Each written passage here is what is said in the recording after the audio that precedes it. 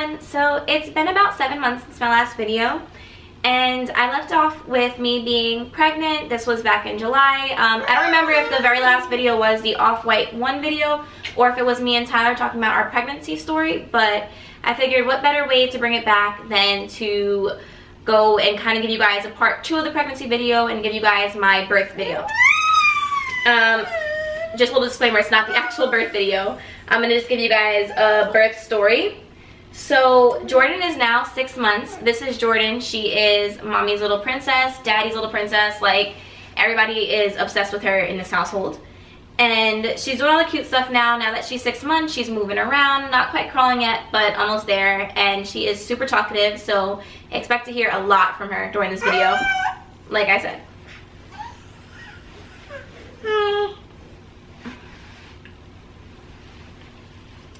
Okay, so starting off with the birth story.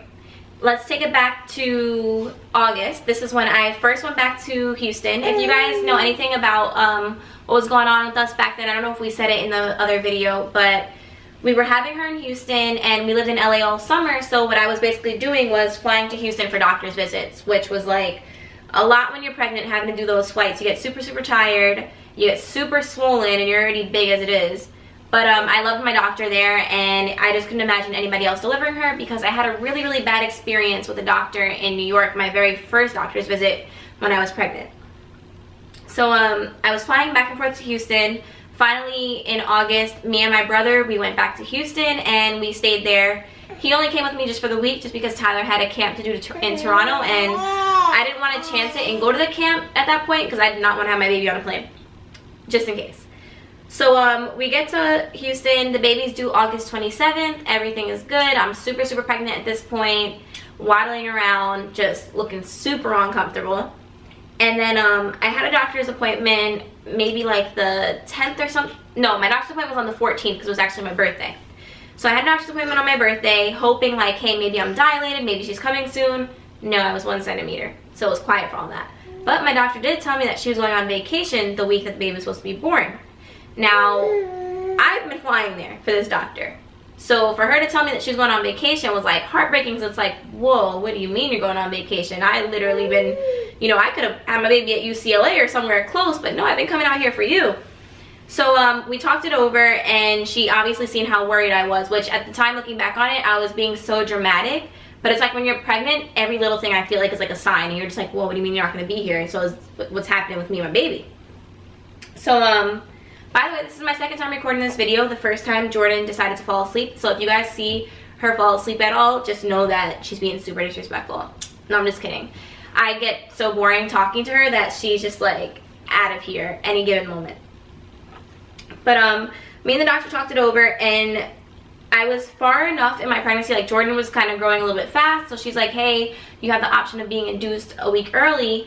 Do you want to have your baby on the 17th? So I'm like, yeah, you know, like that's not even a, I don't even want to like really think about it. Like, if you're telling me it's safe as my doctor and I get to meet my baby sooner, that's like a win-win. I'm super here for it, and I get to have you deliver her. Cool, that's exactly what I need. All the pressure of you going on vacation is now off of me. We made the right decision by coming to Houston. So I go home, I talk it over with Tyler. Tyler's kind of like, I don't know, that doesn't seem natural. Why would you, you know, induce and have the baby early? And I'm like, well, listen, the doctor explained to me that it's safe, so I'm gonna trust her with it. Of course, him telling me that he was uncomfortable with it, I started getting a little nervous, like, oh, okay, am I making the right decision? I spoke with a lot of people I knew. I researched it on Google, and all in all, I just kind of figured, okay, it's not as bad as I'm thinking it is. I think I'll be fine. So the 16th came. That would be the day that I would be going into the hospital, and I got the call from them that I could come in. So I ate a big dinner. They told me to eat a big dinner because you can't eat while you're there, and me and Tyler were on our way to the hospital. On our way to the hospital, we get to a red light really close to the house. We lived in East Downtown at the time in Houston, and it was just like a little short red light. If anybody knows Sparkle Burger in Houston, that's exactly where it was, and that place is so good. If you've never had it, please try it. We were right at that light, and these people on bicycles started passing us, and I swear to you, for 5 minutes it was just people on bicycles. I actually recorded it because I was like recording us going to the hospital, so I was gonna make a whole video out of it, but I completely forgot to record once I got to the hospital, so that video was a dub. But for 5 minutes straight, just people on bicycles going past us, and I'm like, oh my god, this is a sign that like maybe we shouldn't be going or something. So Tyler's like, okay, get it together, girl, like it's too late now, we're going. So we get to the hospital, everything's cool, I get in, I'm 1 centimeter dilated. I was 1 centimeter for a few weeks, so that wasn't anything new. And they basically just told me, like, they give you something that night to get your body started and you start having contractions. Luckily I didn't feel anything. It was like a really good night. I was able to sleep. Tyler was able to be in the room with me. All was right in the world. My mom was coming in the next morning. So okay, morning comes. They asked me, I think around 9 a.m. They're like, hey, do you want to start the Pitocin? How are you feeling? I'm like, I'm good. Like, we can do this. Now, my aunt had a baby literally 1 month before me. So I heard, she called me when she was in labor, and it was like the most traumatic thing I've ever heard in my life. She was just like screaming, and it was just like scary. Everything you would imagine labor to be, like, that was it. So when they asked if I wanted the Pitocin, I'm like, okay, even though I haven't felt anything yet, I want to take the epidural, because I know when they give you Pitocin, that's when the contractions really start coming in. So they're like, okay, cool. They gave me an epidural, they gave me the Pitocin, still didn't feel anything, having contractions, I was fine. I might have not felt anything even if I didn't have the epidural, but I didn't want to chance that, so epidural it was. They gave me the Pitocin, things were cool. I don't remember what time it was, but I started feeling like I had to use the bathroom, and I always heard when you're having a baby that's that I have to use the bathroom feeling. So I'm like, okay, you know, let me tell the nurse. I asked her when she was gonna check on me, because I you know, felt like I had to use the bathroom, and she goes, oh, well, I was gonna check on you for another hour, but like we can check now. So she checks on me, and by the way, when I started the Pitocin, I was 3 centimeters by then. So I went from 1 to 3 overnight. Started Pitocin an hour after the Pitocin. I told her I felt like I had to use the bathroom. She checks and she goes, oh my god, you're 10 centimeters, like it's actually time to start pushing.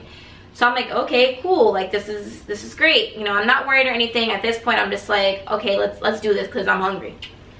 So I start pushing. My mom's holding my left leg, Tyler's holding my right leg. It is like, whatever, it's not bad at all. I'm pushing. And I'm getting frustrated because it's not hurting me, because obviously I'm so like gone on this epidural that I don't feel anything down there anyways, but it's like super annoying because she's like, oh, push harder, and you're like, I'm pushing literally as hard as I can push. What are you telling me right now? So she decides to call my doctor like towards the end, like of me pushing for a little bit, and she's like, oh, okay, her head is there, like let me call your doctor. My doctor was 20 minutes away. She wasn't gonna make it. Mind you, I flew from LA to Houston each month, then to every 2 weeks for this doctor. Then I got my baby induced early because I was so afraid of having her without this doctor. So then in the moment that I knew the doctor wasn't gonna be able to get there, the nurse asked me like, hey, you know, do you want to have someone here deliver the baby? And I didn't even give it a second thought. I'm like, yes, get someone in here right now. Like, because you felt it, like it was time. So I just think it's kind of funny that like I was so afraid of her not being able to deliver my baby, and in the end she really didn't deliver the baby anyways. But I still love her. She's like the best OBGYN ever. So at that point, the baby's head was out. She calls whatever doctor was on call at the time. A bunch of people come into the room a few minutes later, and they're like, hey, how are you doing? Oh, is it time? They look at, like they come in talking to me normal. They look down and they see the baby's head is like almost out, and they're like, oh my god, it's really time. So like they're rushing around, and the lady starts telling me like, don't push, don't push. And at this point I start crying, because it's like, how do you not, like my body at this point is just pushing her, like I can't help it. The whole head is out of my, you know, at this point. So everything goes good. I push her out, they take her, she doesn't cry, so that's making me nervous, is that the fact that she's not crying. They're cleaning her off, and then they tell me everything's fine. The worst part about the whole pregnancy, the whole birth for me, was after you push out the baby, they push on your stomach to get everything out, and that hurt more than pushing her out. That hurt more than any contractions. Like, that was where the pain came in. So they clean her up, they put her on my chest, and my first thing was like, what am I supposed to do? Because nobody tells you, like, you know, what that skin to skin moment's like, and I just was not ready for it, even though I had no choice but to be ready for it, because now I was a mom. But it was really nice. I only held her on my chest for about 15 minutes, and then I let Tyler do the rest of skin to skin, because I really wanted them to have that connection. Obviously, I'm her mom. I'd be the one breastfeeding her. I knew it was going to be me who's going to have that deeper connection with her, so I wanted Tyler to have any type of advantage he could in that situation. So he held her, And I was just wanted something to drink. I'm like, where is ginger ale? For some reason, I was craving ginger ale so bad. I don't think I've ever even had a ginger ale until I was pregnant, but like that's what I needed at the time. They couldn't get me one, so they did give me apple juice finally after I pushed her out. After a very, very long night of ice chips. She was born at 4:22 p.m. She was 7.4 ounces and 19 inches, I believe. I think she was 19 inches. So that's literally my birth story. It turned out to be really good. It went super smooth, super easy. If anybody out there has any doubts about being induced, I would say honestly do your research on it. As long as your doctor says it's cool, it's okay. If I do have another child, I don't think I'm going to be induced, just because I really want to do it the natural way. When the baby's ready, the baby can come. It kind of made me nervous that she didn't cry. She kind of, if you look back at the pictures of when she was first born, she actually looked pretty pissed, like, whoa, I was not ready to come out yet. But moving on, it was amazing that this did happen the way it did, because at her 1 week doctor's visit, hurricane started. And if you guys have watched my videos from like the beginning, or if you're just like tuning in, I was always back and forth growing up from New York to Florida. And in Florida, obviously we have a bunch of hurricanes, we have a whole hurricane season, but I've never been in like that bad of a hurricane where, you know, like it's like you're that scared. The hurricane in Houston, I kind of like laughed it off. Not laughed it off, I won't say laughed it off. I kind of like brushed it off. Like I was like, oh, okay, another hurricane, cool. Like, you know, been there, done that. This is nothing. So her 1 week was like the first day that the hurricane came. It was just a lot of rain. Her 1 week visit. And then the next day is when it got really bad outside. And I would have been having her. Her 1 week wasn't exactly 1 week, but it ended up being on the 27th, like those few days where she was due was part of the hurricane. And if I would have had her then, I definitely wouldn't have been able to make it to the hospital in time. So it was just like amazing that things worked out the way they did, because if I would have waited, I would have probably had her at home. And Tyler's great, but okay, I can't talk bad about her dada. No, Tyler's great, but I don't think he's that good enough to deliver a baby, because I know I sure would have been flipping out like, whoa, what do we do? So the hurricane came, and that was just like a whole other situation in itself. So if you guys want to hear our hurricane story and how we got back to LA, let me know and I'll do a whole video on that in itself, because that was just like a lot. But all I can say is I'm very thankful that we did things the way we did. Jordan was born August 17th, 2017. Officially 10 days earlier than her original due date. And I'm just in love. Like, she is probably the best baby I've ever seen in my life. I'm probably saying this because she's my kid, but I just think she is the most adorable baby. She's so talkative, and I'm boring her. So I'm gonna wrap it up here. I'm gonna start doing more videos about family stuff.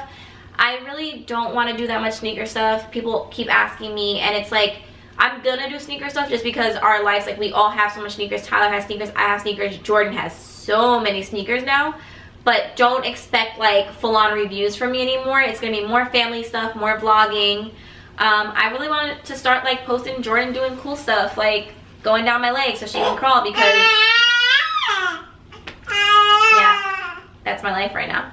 So if you guys have any videos you want to see, feel free to let me know. If you guys want to hear about that hurricane video and our experience, let me know and I will do that. Feel free to leave a comment below, or you can follow us on Instagram. I will put all 3 of our Instagrams on the screen somewhere.